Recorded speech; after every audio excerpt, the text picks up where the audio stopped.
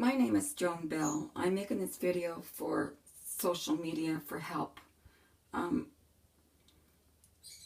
My husband of 44 years made a long-term exit plan, one that I was not aware of and affected me greatly.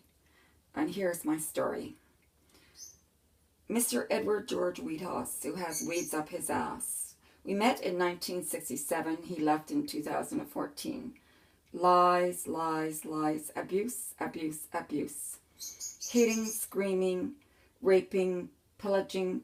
Money, money, money. God is his mentor. I have no money. It is God to me. Money, money, money, honey. Always a long-distance relationship from beginning to end. Endless job quitting on his part. Moving, moving, moving, which I had to pay for. Abuse started 3 days after marriage until the end on our 44th wedding anniversary. He said, "I hope you enjoy your effing day in jail, bitch." And then he decided to call the police on me and have me arrested. And he thought I would spend the rest of the day in jail. He had threatened to kick my effing ass out of the house since the day I got pregnant with my first child. And he left. And he said if he left, he would quit his jobs and hide, and I wouldn't be able to find him. So I stayed and endured their abuse to provide my children a life so we wouldn't be surviving them on welfare. Unlike my parents, I was raised on welfare, and I knew the stigma attached to it, and I didn't want my children attached to that stigma. In hindsight, I should have left, because I subjected my children to years of abuse, as well as myself.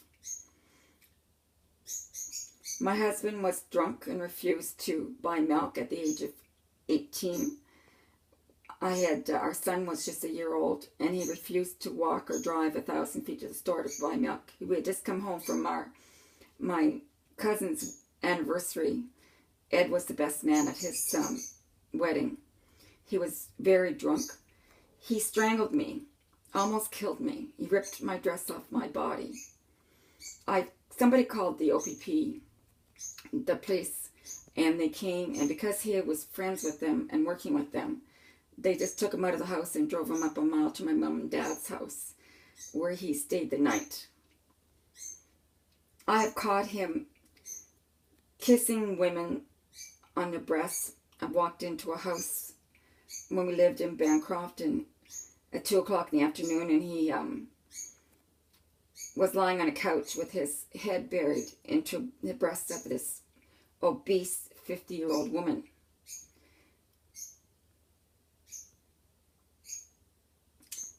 Only person he would talk to other than me, which he refused to talk to, was other women. He would only talk to other women and men. He refused to talk to me for most of my married life unless he was suckholding for something. Then that was a different story. He said women were only good for sex, kids, cooking, cleaning, and nothing else. He said, what can you do with a female, with a person that bleeds all the time? He said the only species that does it is women, and they should die, he said, because he said they're the only animal that I know that doesn't die from bleeding all the time. And he said after I got married, after 3 days, he said, I bought a heifer and paid for the cow. He said, and I want to have pleasure whenever I want. He said, I'll use you, and whatever I want to do with you, I'll do, because he said, I bought and paid for you on our wedding day. He called me a cunt, a whore, bitch, every foul swear, curse word in the vocabulary every day of my married life. Con man, never showed real self until after our marriage, which is quite normal, I guess. Always a gentleman, never drank. I never saw him drinking. But after we got married, he was partying and drinking and gambling all the time, plus womanizing. He said he had never been faithful to me, never would be faithful to me. and only married me because I was the only one that refused to sleep with him. And I had made that vow because I was the only girl in our house that got married without being pregnant, which at the time I was very proud of. I had worked hard to do that, but I didn't realize I had been subject to a con game before marriage by a big con artist and liar. I worked 4 jobs to support my family while he quit all his jobs and laughed about it. And his last job that he worked with and making a lot of money before he left was S&C Lavalin. He told me in 2010 that he had got laid off, but I know now that he quit because he had an exit plan. And his exit plan was to get rid of me without paying support.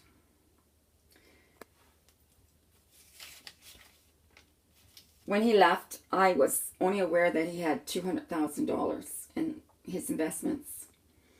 But little did I know, 5 months later, that he had almost $3 million that he had pilfered and stolen, and off of his paychecks and his workplace contracts without telling me.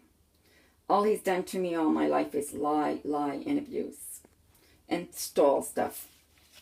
He always refused to help around the house. He always took money and abused me.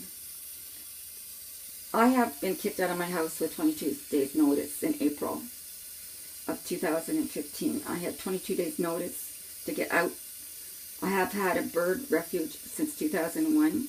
I had 200 birds and I had 20 dogs at the time. So I had to find a house pretty fast with no money. I was only making $1,600 a month on my pension. I had worked for the OPP for 20 years, and now I'm a nurse, and also worked at a bank for 15 years.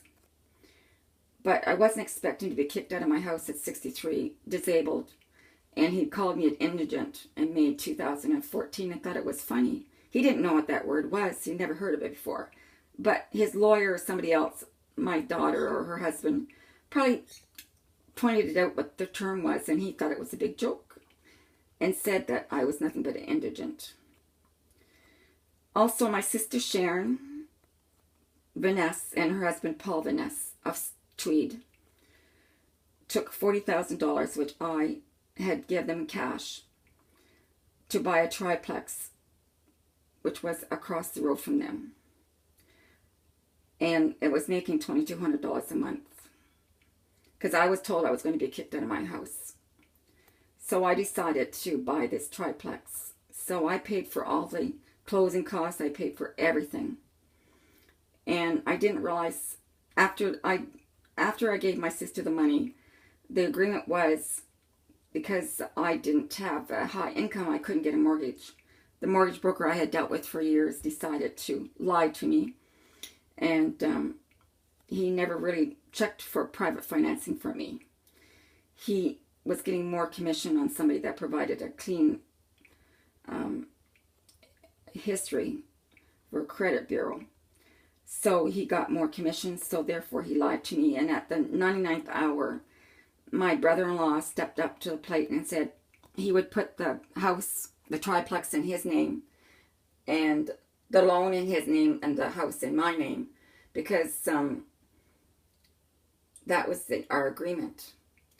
And after I gave her the money in mid-November, the house was originally supposed to close on November the 14th, but it didn't close until after December the 6th in 2014. To this day, I still don't know when it closed. My sister started yelling and swearing at me and telling me that it was none of my effing business because it wasn't my house. And then after it closed, she phoned me and told me that they didn't trust me, so therefore they put the house in their name and opened an account. I had sold them a tractor worth $25,000 for $9,500 plus implements that were never used. 4 implements. Anyways, the 5th one they were supposed to sell. But anyways, they took $1,000 off that and opened up a bank account in Tweed at the Bank of Montreal, and told me about it before the house closed, and said that they did it because they wanted to make sure that the insurance and the mortgage payments went through the account. They want to make sure they're all paid because they didn't trust me to pay them. And I've been paying mortgages all my life. I'm a very honest person, and I certainly don't steal from anyone, especially not my relatives or my husband or anybody else. So my sister was my executor for 2 years before this happened. I only allowed her to know what was going on because if I died, I wanted her to do certain things to make sure my wishes were done as what I wanted. And that she was kept in the loop. I allowed her to come into my house and go through my financial records. And she did that, and it was just because she was nosy. She wanted to know what was going on in my life. And she used that against me. And December, I asked her to give notice. The plan was for me to live in the big place. And the mortgage was only $500 a month, so I could afford that on my pension. And I was supposed to collect rent, and I was supposed to make repairs and pay for everything. It was my house, not hers or her husband's. And I had the mortgage broker type up a contract for Paul to sign, and he refused to sign it. And little did I know why until December the 20th, when he came to my house to help me out, just a few days before Christmas. And he said the reason he didn't sign that paper is because Ed and myself were going through a separation, and he didn't want Ed having access to my rent or to the house, and he didn't want me to lose the house. So that's why he refused to sign that contract. Little did I know that he was lying to me, and my sister was lying to me. And so I told them I asked them several times verbally to give the tenants notice, because they had to have 60 days notice to get out. And she refused. She always had an excuse. I started taking stuff down to her house in June of 2014. Paintings off the walls and stuff that I didn't want Ed having access to, for safekeeping only, not for her to keep. And anyways, I took $160,000 down there of everything out of my 3-car garage, everything off my 2.5-acre lot, and 1/4 of stuff out of my house, and she still has it, and she refuses to give it back to me. They refuse to pay for the tractor. They've only paid $4,000 for the tractor. The rest they owe me. And they refuse to pay the house, the money back for the house. And they refuse to they're not talking to me because they stole my money. They were supposed to buy me another house, and they put my possessions in that house. Again, the house was supposed to go in my name. And then I found it after the house went in their name. So now they're making $4,000 a month off of my $40,000 investment that I gave them to buy me a house. So me and my animals would be safe. And I would have a place to live. But lo and behold, I didn't realize until March 25th in 2015 that they had planned to steal my money, my house, and keep it all to themselves. I had the police involved, but they said nothing they could do about it. And told me to go to court to get my money back because they would refuse to help me. So literally I have turned into a beggar and a homeless and helpless person with no money, trying to survive since June 2014. All my relatives, which I helped all my life, my youngest brother, William, I raised him and took him on my honeymoon, actually, for a whole month. 2 months he lived with me. And every time, for 15 years, he used my vehicle for a whole week. He took it down to Lake Darien in Detroit with his friends and co-workers so he could pretend that he was a millionaire, because we always had good vehicles and new vehicles. And anyways, I asked for $20 and also $80. And they told me to get lost, and no, they weren't going to give it to me. I had no money. But they didn't care. All my relatives stopped talking to me. They treat me like a piece of shit because my husband left.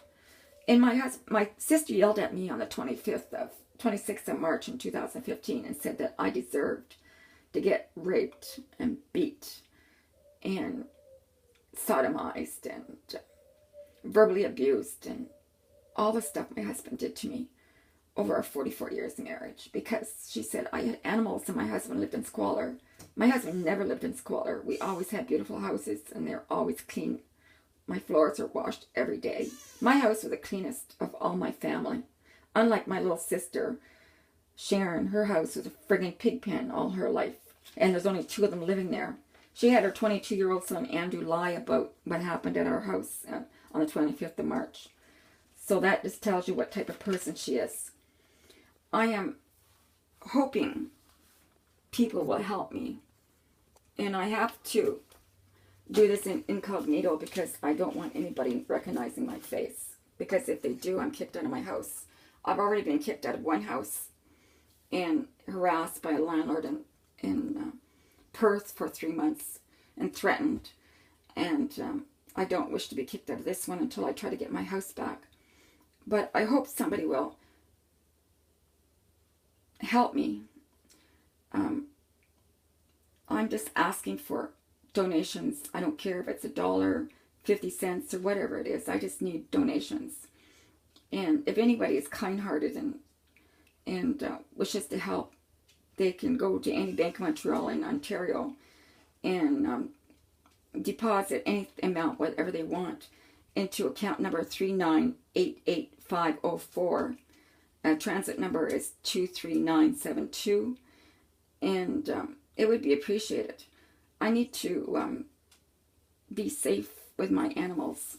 I have had 30 birds died because they're locked in cages, which they've never been locked in cages before in their life. My husband has got sole possession of the house, and I can't even, it's up for sale, and I want it taken off the market.